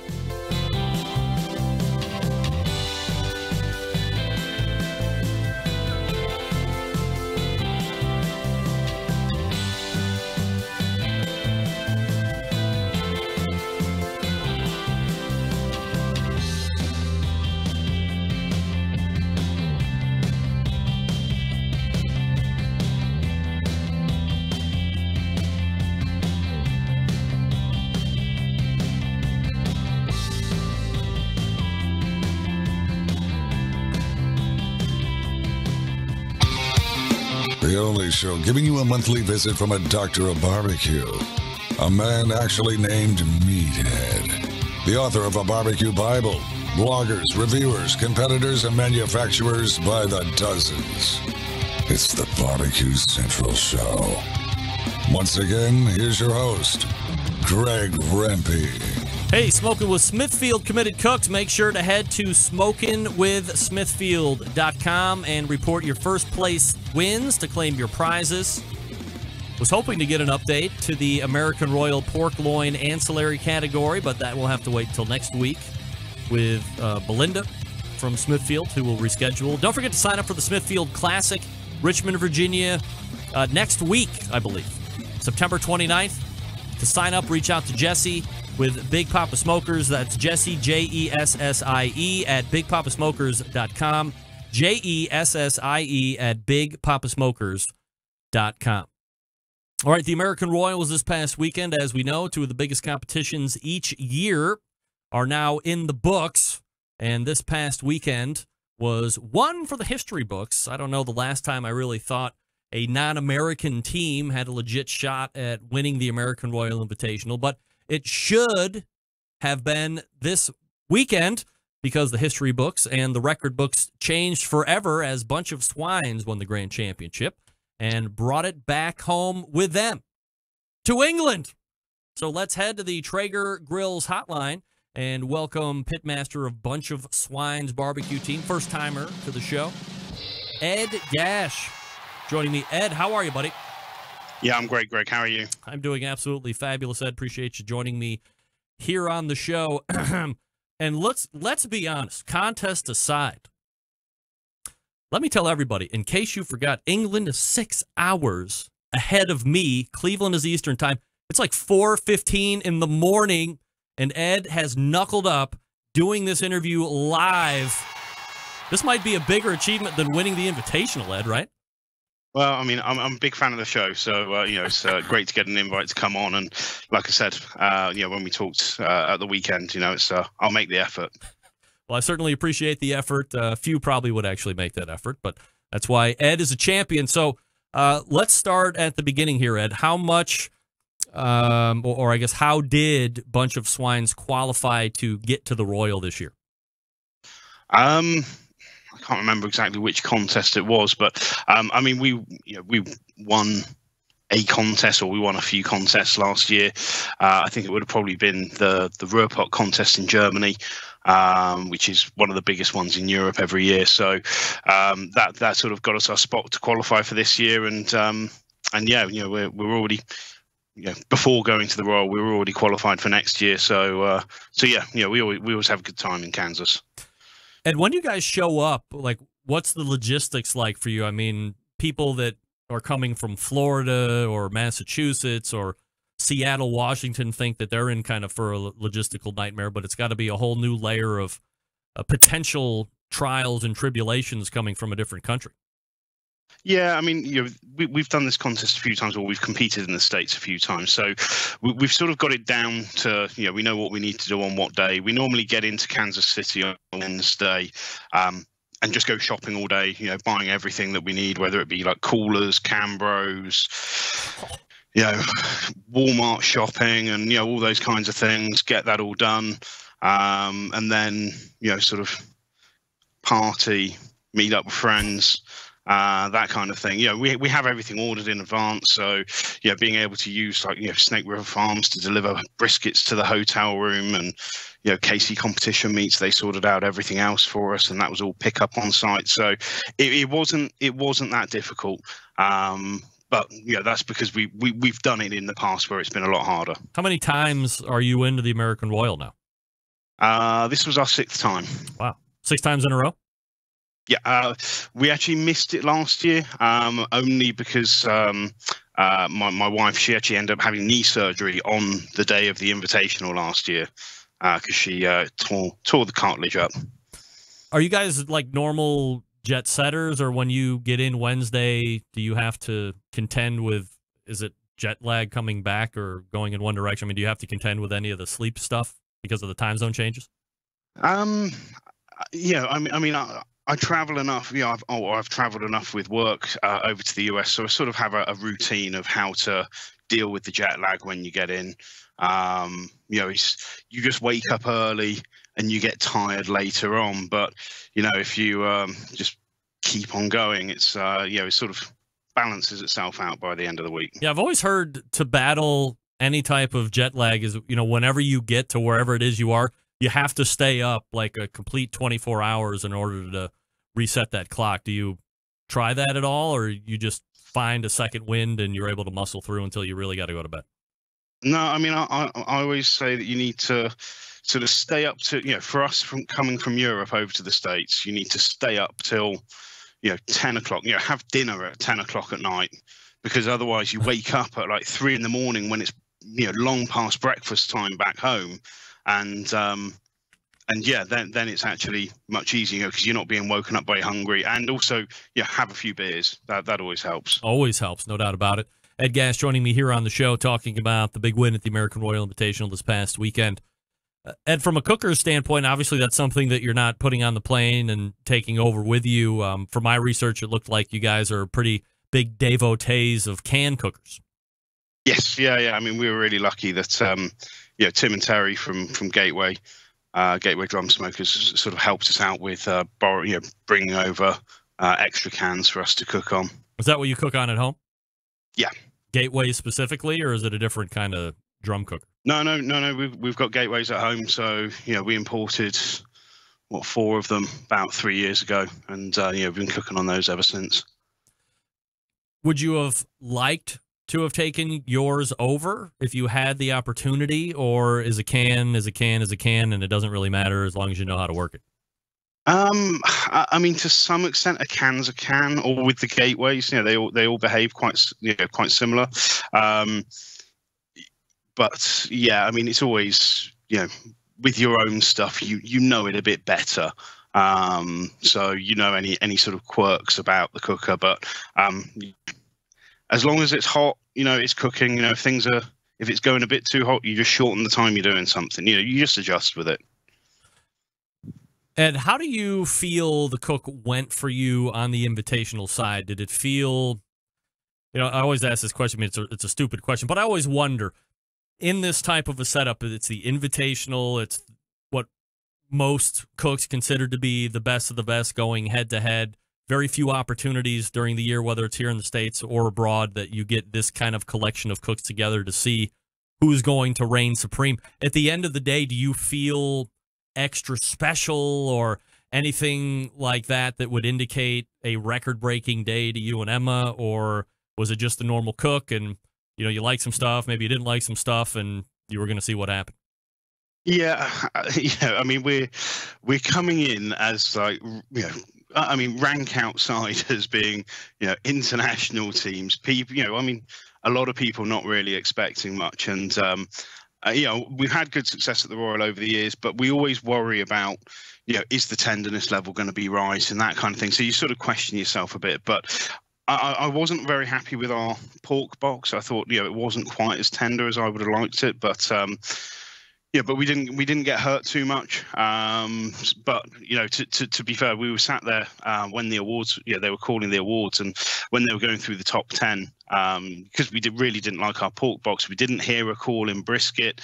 When they said it was like, 700s, teams were getting 700 scores at top 5, and I actually turned around to Emma and went, "Geez, I think we screwed this up here." But we were over the moon, and just still unbelievable that that they called us as GC on the day. When you get that call, how does this win compare to anything else that you've accomplished to this point? Is this immediately raced to number 1, or there's some other things, even though maybe it's not on the same kind of a stage from a competition level, that might still rank a little higher? No, I mean, for us, the American Royal Invitational has always been the pinnacle for us. It's what is it, 164 grand champions competing against each other. It's anyone, as well as anyone that has won a contest gets an invite. a lot of people show up. It's always been the one for us that we've always dreamed of winning. So for us, it's like, instantly, that is the highlight so far. So what kind of a buzz is generating over where you're at? Do people really pick up on it? Do they really not even give a shit about it? What kind of a reception are you getting? It's so in the barbecue community, the response has been overwhelming. So many people that we've met in all different countries, not just in the UK, but teams that we've met in Australia, people that we've met in across Europe, have all been really nice, really supportive. I mean, from a Joe Public standpoint, I live in a country where 99.9% of the people don't even know that barbecue competitions are a thing. So it's, Is that frustrating to you? I mean, do you care about, would you have rather come back to like people at the gate at the airport? Like, bunch of swines. You brought the title to England, blah, blah, blah, like winning a soccer game or an NFL game or something like that? Or is it just, no, you know what you're going to get? We're English. We're always very reserved. And I've seen you guys at soccer games. I mean, that's not really reserved. Well, there's a lot more booze involved in a soccer game than you see at an airport. No doubt. And it's football, by the way. It's not soccer. Yes, correct. I'm sorry. Forgive me for being American and only thinking about myself. That's what we do best, in case you didn't know about that. Ed Gash joining me here on the show from Bunch of Swines. The website, by the way, bunchofswines.com, if you want to check it out. From a turn-in standpoint, Ed, you were pretty happy all the way around with the turn-ins then? Yeah, and like I said, the pork box was the only one I wasn't. Yep. I would have liked it a bit more tender, but we sort of we adjusted. We made a few alterations. Like we talk about recovering. When things don't quite go 100% to plan, you recover it a bit. So that was good. I mean, I liked the brisket, the ribs as well. The ribs were really nice. I mean, they were great, and the chicken as well. The chicken was sort of where it is most weeks. So overall, it was a reasonable cook for us. But it's one of those when you don't compete against this standard of field on such a regular basis. You don't really know where the yardstick is. Certainly, you're coming here to win. You want to win, as you had mentioned. You're coming into an event where there's quite a heightened level of teams as far as their experience and what they've been able to accomplish in order to get there. When you come in, due to the fact that there just isn't the sheer amount of competitions and the history behind and all that stuff, do you give yourself a pretty decent shot at coming in if you're hitting all your marks, that you have just as good a shot as winning as anybody else? Or do you feel a little disadvantaged because of where you're at currently? I don't know. I mean, I don't want to, I never want to put myself, have that kind of negative thought when I'm going into a contest. To be fair, when we actually drove into Kansas City on Wednesday morning, I actually turned around to Emma and said, I had this kind of feeling that, we're going to upset some people this weekend. I didn't quite expect it to be this big, but yeah, I'll take it. From a tenderness standpoint and a flavor standpoint, what do you guys seem to key on more? I had Darren Worth in the first hour. He won the American Royal Open side, obviously, and for him, and it has been this way for 5, 6, 7 years that I've talked to him, he's tenderness first. It's always tenderness and not worrying about where the flavor's at until after the tenderness portion has gotten. Do you subscribe to that same kind of a mindset, or do you feel that you can get over that? If you don't hit the tenderness, you can make up for it in the flavor. No. I mean, I think if you don't hit the tenderness, the flavor's not going to matter so much, because some of it you just don't get the taste out of the meat if you don't cook it right.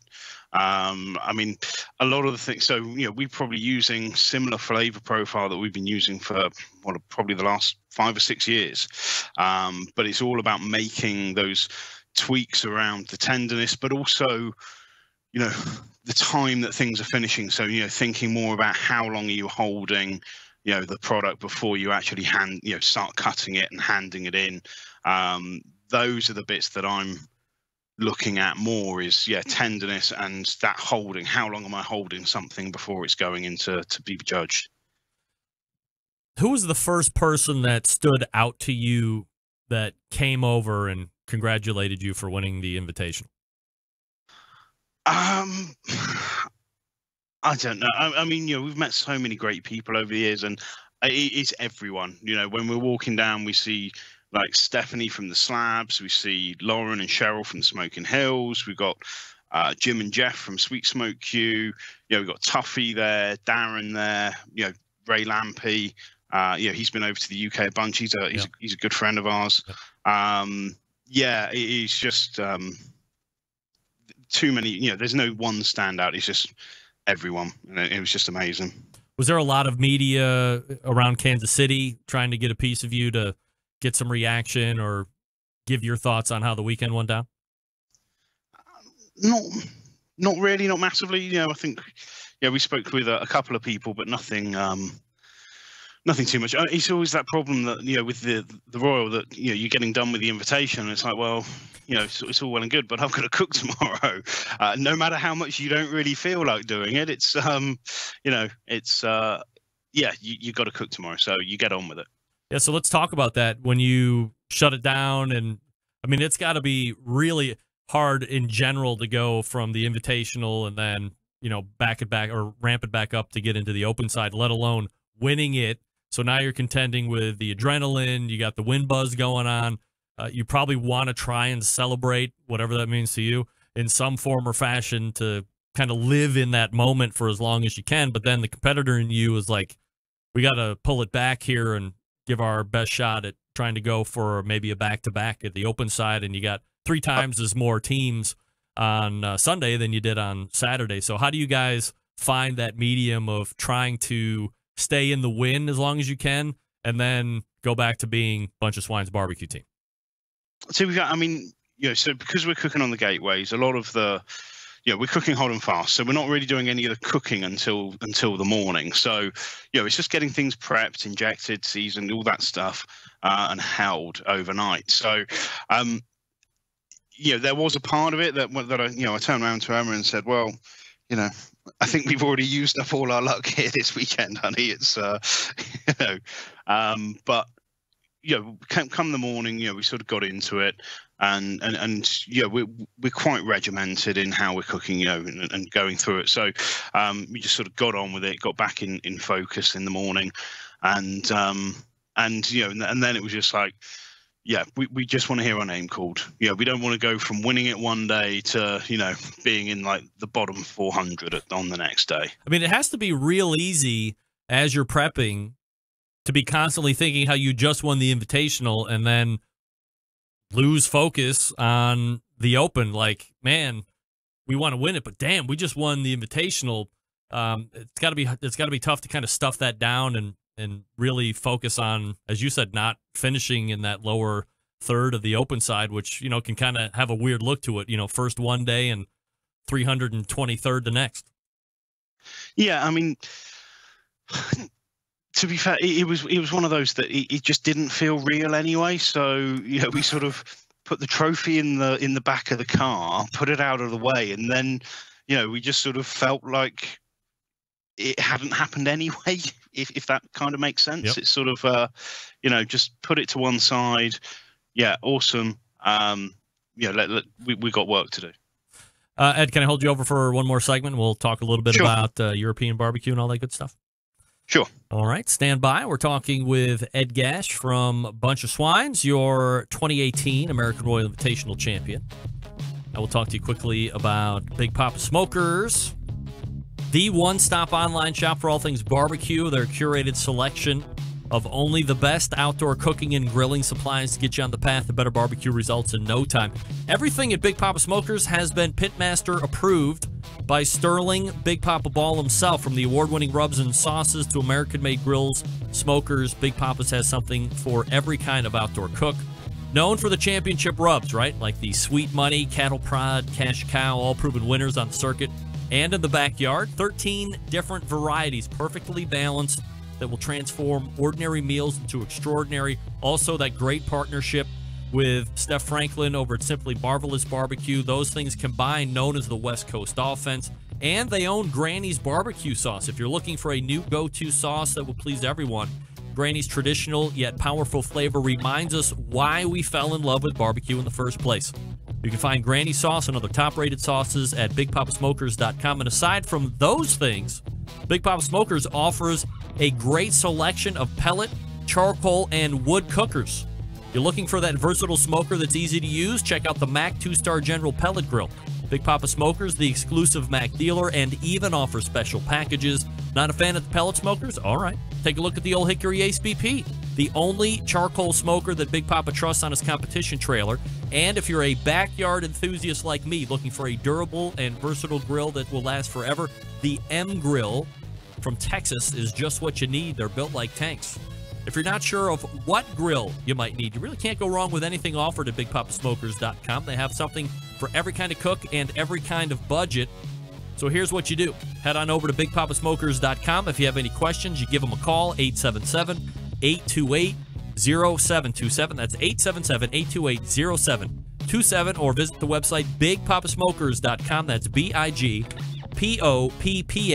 Smokers.com. Back with more Ed Gash. Stick around. Be right back. Continuing to produce incredibly mediocre content in an exceptionally professional way. You're listening and watching the Barbecue Central Show. Once again, here's your host, Greg Rampey. All right, we are back. Talking with Ed Gash, your 2018 American Royal Invitational winner. Do you have a camera on that, by the chance? Yeah, I do. Punch that up. Probably should have asked you when we started, right? What an idiot. Here we go. There he is. Look at you. Man, you are wide awake. I appreciate that. Now, 5:30 in the morning, right? 4:30 in the morning? It's actually a little early. It's we're only 5 hours difference right now, okay. so nice. So it's still only 3:30. Oh, okay. You're welcome. So let's get some background on you and your teammate / wife, Emma. What kind of background do you guys have, I guess, both in live fire and what do you guys do for professional work type stuff? So, I mean, we both have day jobs. Our day jobs are pretty, standard, boring things. I mean, I work in IT and Emma works for an insurance company. I mean, our background in cooking is purely for fun. We do, since getting into barbecue, we have started doing things like catering and bits like that on the side. But really the competition side of it is where we get the most enjoyment. So that's where we tend to focus our efforts. So where's the introduction to barbecue come from? I always say it comes from some rednecks with a YouTube channel. Really? So, yeah. Me and my brother were sharing a house years ago, and our idea of barbecue was sort of build the biggest fire you can, get a load of beer, and try not to burn things too badly. And I sort of just got bored of the same old things that we were buying from the supermarket. So I went online, found these guys cooking a rack of ribs on a Weber kettle, and I was just like, well, if they can do it, surely I can. And it just sort of went from there. Was that Barbecue Pit Boys? Yes. Really? Yeah. Wow, that's your introduction. Love it. Yep. So where does it go from Barbecue Pit Boys to competitions? Do you see like KCBS come over and they start doing the whole European extension thing, or is it the smokestack thing with Dr. Barbecue and the guys over there? How does that work? So, I mean, the competition side, we got into competition barbecue like the year before KCBS came over to Europe. And, we kind of missed the first grill stock and I think the second one. But it was a guy called Toby Shea, started the British Barbecue Society. And, I was looking, whilst I was there searching for, different ideas of things to cook. I came across the forum and, it talks about contests and, I like to cook. I didn't like camping, but, my missus does. So it was sort of like a compromise that, I could go and cook barbecue and drink beer all weekend whilst, she would be happy with us going out camping. So, we went along to our first contest and, had a great time. And it just went from there. What is is there any British Barbecue Society still, or is that since defunct? No. I mean, British Barbecue Society is still going on. I think they had 4 or 5 contests that they sanctioned in the UK this year. Is there a lot of competition barbecue factions? Maybe not necessarily in size, but just a number. There are a few different ones. They're different in style as well. So, you've got like in mainland Europe, you've got the KCBS style, and British Barbecue Society contests are very similar. It's all the same form meats. But then in Central Europe, you also have WBQA, the World Barbecue Association, or something like that. But that's more geared up to what they call culinary barbecue. So it's more like, you'll have like 10 guys working in a Michelin restaurant, doing barbecue. It's a lot more, it's a lot more effort, a lot more work. So what's the most common stereotype or misconception that Americans would place on European barbecue?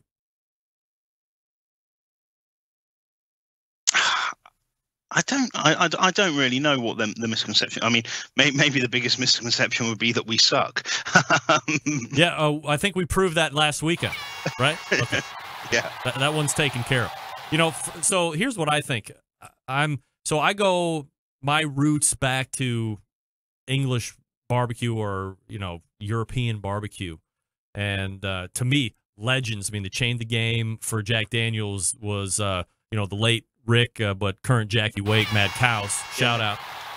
So I was introduced to them. I think that was like 2004 when they pulled that epic win off at Jack Daniels, and everybody got their panties in a bunch, blah, blah, blah, different story for a different day. But when I had originally talked to them, it was, Rick kind of echoed the same sentiments about, flicking bits of meat around and trying not to burn it too badly and having beer and all this other stuff.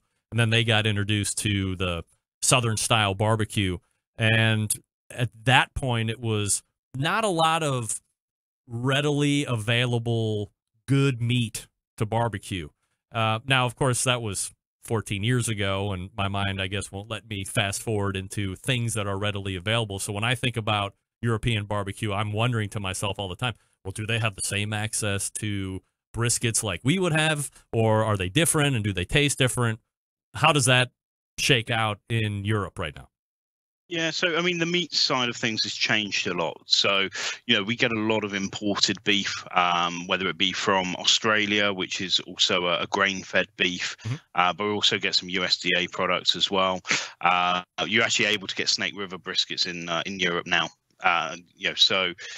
That's not so much of a problem anymore. But still, getting good ribs is still tough. We have to basically buy them with the belly meat still on them and do a lot more trimming. When I picked out my ribs this weekend, I was just like, well, there's an hour of work that I saved because I haven't got to do anything. And similar with the pork butts we get, we tend to get them cut a bit bigger, so we got to trim them down.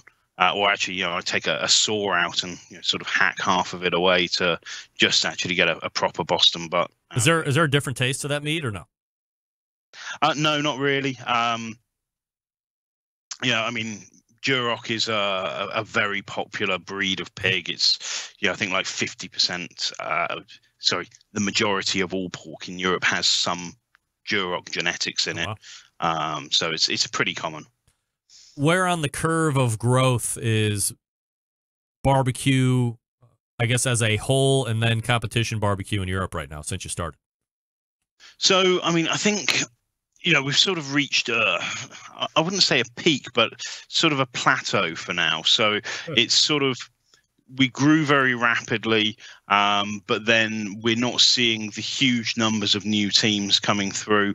The UK is having a bit more of a second wind, so we're seeing a lot more new teams come out over here, and a lot of them are wanting to travel out over into Europe next year and try their luck in on that circuit. But we keep having different countries come on board as well, and each of those countries can then grow. Can grow it massively. I mean, Italy has been a really interesting barbecue region in Europe, because you would think for Italy, it has such a strong food identity that they wouldn't really be that interested. But no, I mean, it's grown massively, and I mean, I think they've had something like 7 or 8 contests in Italy alone this year. Is that somewhere where you'd go cook, or have you been out there to cook? We've been out there to cook a few times. There's actually a big invitational contest in Europe that's run in a grappa distillery, at the Prime Uve grappa distillery. They put on. I mean, it's funny. People tend to talk about it more as a Europe's equivalent of the Jack Daniels, but I actually think it's more like Europe's equivalent of King of the Smoker. The way that they look after us when we're there is insane, and you're competing there for big money. I think the GC prize this year was €9,000. Is that a lot? Remember, about? Myopic American. I don't care about anybody else but me. Is that? I mean, that's a pretty good price. Maybe about probably about I don't know, $11,000-$12,000. Oh, okay. Yeah, so that's a good prize purse. Is that a far trip for you? It is 1,400 miles each way. Wow. So you're flying for that one too? No. Oh, you take the rail? No, we drive. It's we want to use our own equipment. Holy moly. Yeah, we don't want to turn up to that event and be cooking. There isn't a million Gateway drum smokers out here that I can borrow. So, I have to stick mine in the back of a van, and wow. We leave on Wednesday night. We drive all the way through France and into the Alps on the Thursday, and then we finish it on the Friday. Wow. And then you got to do it again at the end. Yep. Holy moly, man, that's commitment right there. Wow, that's incredible. So let me ask you this. By the way, we're talking with Ed Gash from Bunch of Swines, your 2018 American Royal Invitational winner. Ray Lampe appears on this show once a month. He's been over to England a number of times. You would reference that as well at the beginning of the interview. He does the events, judging, blah, blah, blah. He had mentioned a few different times that he was surprised to see the flavors go so American in England so quickly. He'd actually hoped that flavors remained, I guess, what would be considered more native versus that sweet profile that exists here in the States over the past number of years. Do you have any thoughts on that? Like, did you feel that had to be something that took place in order to be competitive to get back over here? Or is that an acceptable flavor profile where you're at in Europe? I mean, I think a lot of it comes from where people learn about barbecue, or what they see the new flavorings coming out. So a lot of people are looking at what's coming out on Twitter, what's coming out on this show, what's coming out on Facebook, wherever they can find information. And so that means people are picking up naturally American products. There are European products out there, though. So, the winner of the mild rub category at the American Royal this year was a Dutch team. Somebody from Holland won the sweet category. So, there are differences. I think when I first started, I did notice a lot more people would try smoking with like aromatics to add extra flavors rather than traditional like apple, cherry, or hickory wood. But that sort of seems to have calmed down a bit in the last few years. Is there a European style of barbecue? When you come here to the States, you have the Carolinas, you have Texas, you have Kansas City, California seems to be coming up. Is there a European style of barbecue? There are certain regions, where you can get away with things a bit more than others. So, say in the UK, we can, we quite like things with a bit more spice to it. But it's natural for us because, curry has been a huge thing in England for generations. Whereas, if you go to Holland or Belgium, they just want it very sweet. They don't like very hot. What I would consider very bland and mild, they would actually think as being very spicy. But we don't change our flavors at all wherever we're cooking, whether it be in America, whether it be in the UK, or whatever country we're cooking in that week in Europe. So I think it's just about getting the right balance. It's that whole thing of non-offensive barbecue. You want it to be good, but you don't want to you don't want it to offend any one judge. What's it like being on a team with your wife? I couldn't imagine doing it with anybody else. It's those times when things don't quite go well. She can talk to me in a way that no one else can, and vice versa. It's it's one of those. Ed Gash joining me here on the show, and he is your 2018 American Royal Invitational winner. Bunchofswines.com is their website. Ed, where are you going to be competing at next? We're in Germany this weekend over at the Ruhrpott Barbecue Contest. Well, hopefully the good luck continues, my friend. I'm sure there's going to be a lot of congratulatory beers and so forth had with your European mates over there, but I really appreciate you either getting up or staying up and doing this interview with me to recap the big weekend, and I look forward to doing it again at some point down the road. Hey, no problem. It's been great to be on the show. Thanks. Appreciate it. There he is. Bye. Ed Gash, your invitational winner. All guests appear via the Traeger Grills Man's hotline. game, Ed. Man's game. Yummy. I love the 10 minutes to 4, and now I can go to bed. Wow. John Dawson asking, what commercial products does Ed use? Let's see. Gateway Drum Smokers. I'm sure he uses Blues Hog. Not sure on the rubs. Maybe I'll do a little extra journalism work and figure that out. All right, thanks again to Ed Gash. Appreciate that. Great interview. Folks, let me talk to you quickly about Southside Market and Barbecue. Attention, folks in the business of barbecue. Established in 1882, Southside Market and Barbecue, the oldest barbecue joint in Texas, and has been owned and operated by the same family for 3 generations, offering premium Central Texas barbecue products, slow smoked over real wood, shipping, distributing, manufacturing sausages for companies across the U.S., from food trucks to multi-chain restaurants. Southside Sausage can be on your menu too. All meats are processed on their on-site USDA-inspected facility, a trusted partner with a focus on quality and authenticity. Wholesale options available, shipping nationwide via FedEx. Food service distribution via Cisco, U.S. Food, and Martin Foods. Co-packaging capable from research and development to package completion. They can follow your recipe or help you develop something brand new. How about this? Private label opportunities also available. What does that mean? That means if you really like Southside Market's sausage slammers, or their beef sausage, or their cheddar jalapeno sausage, and you sell stuff on a website, or you have your own food truck, or you own your own barbecue restaurant, and you want to add that sausage with your name on it, guess what? You can do that with private labeling. You can use the already tested recipes and tastes that Southside has established, except your logo goes on them. You buy them, you sell them, you make money, Southside makes money. It's great. Here's the best part. 10% off code for online orders when you use BBQ Central, one word lowercase, BBQ Central. Go to southsidemarket.com, buy it all up, then just for doing that, 10% off with coupon code BBQ Central, Southside Market and Barbecue. That's southsidemarket.com. Back to wrap the show right after this. Stick around. We'll be right back.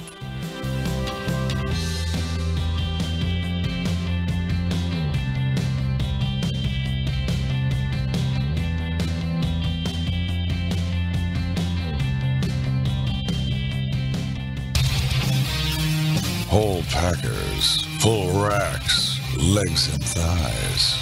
injecting butts. If you've never heard this before, you might think you found the best XXX show ever.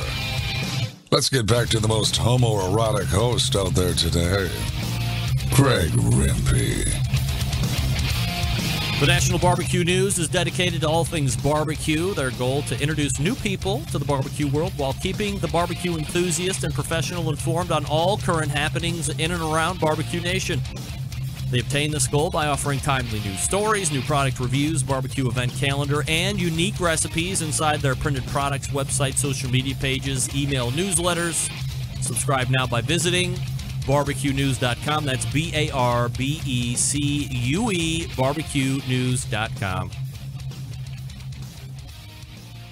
Yeah, that was a great interview with Ed Gash over at Bunch of Swines. I appreciate the fact that his wife stayed asleep 3:30 in the morning. What are you doing for a 3:15 in the morning get up for a Barbecue Central show? Wow. That automatically goes into like top 5 interviews of all time, sheerly on the fact that he was a fan and he was going to get on the show no matter what, including 5-hour time difference. Holy moly. Man's game, Ed. Here's what I saw. Provo Pit Barbecue in the instant chat. First time in. That's great.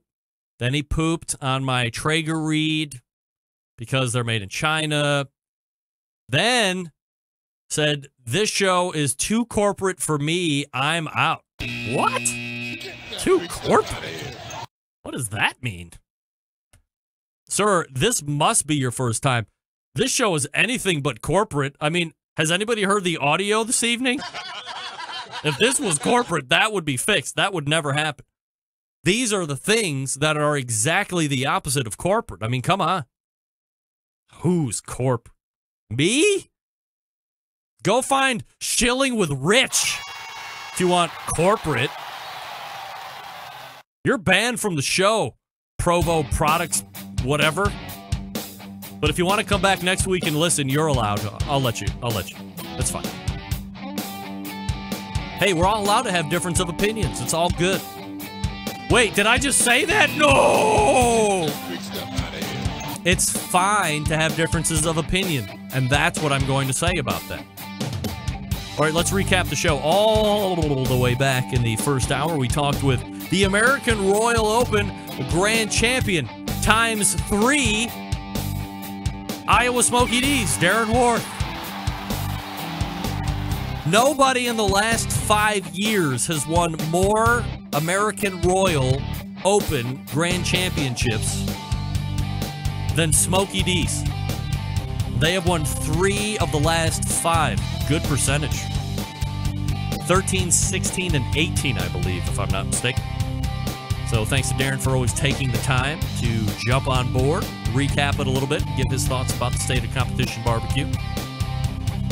Then we talked with Dave Bosco of Butcher Barbecue, butcherbbq.com. He is your reserve grand champion on the open side. Also gave us an exclusive release announcement that they will be selling 3 brand new barbecue sauces. By the way, if for some reason you are listening to this exact portion in podcast first, Dave shared all of his rubs that he's using on his competition meats. We didn't get into exact breakdowns, but he gave you a pretty good taste.